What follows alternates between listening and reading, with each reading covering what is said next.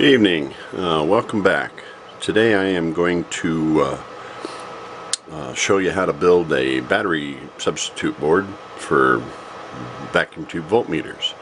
I have a bunch of these, usually Eicos and some others, but I don't usually take them out in the field because you can get a pretty decent 9-volt Vt or digital voltmeter for cheap. But these are for the bench, and if you need a sweep meter, these are the thing to use. So this is just a handful of parts. I've got 6, counting the battery board.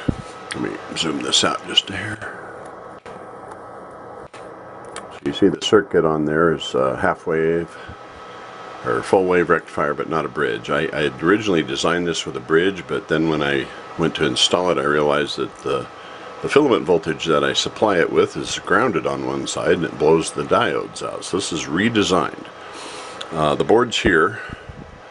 I get off eBay or AliExpress. You can get a whole bunch of them for like less than $1 a piece. Now these are designed for 78 or 79 series voltage regulators, so I have to modify these a little bit to work with the 3M or LM317. Anyway, I'll put this together and I'll be back. So for this demonstration, I'm using an Eico 249. Most of these have pretty much the same tube circuit inside the bridge setup. Only difference I've seen is some of these use the unit probe and some have a separate AC and DC probe on them. Anyway, so in the back, got my little circuit board there with the LM317. The blue and yellow leads run over to the transformer for the filament voltage, 6.3 volts in.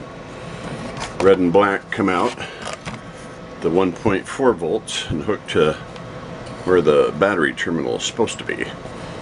So let me get the voltmeter hooked up. I'll show you how this works.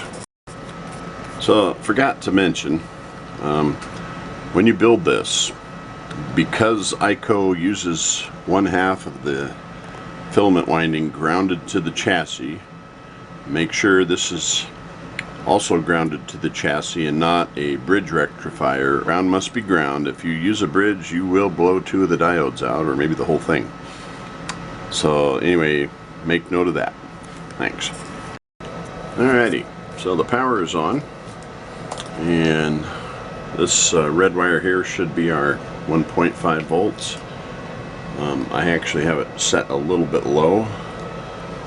It's over there on the voltmeter. It's reading about 1.39. And that is pretty much a slightly used battery voltage.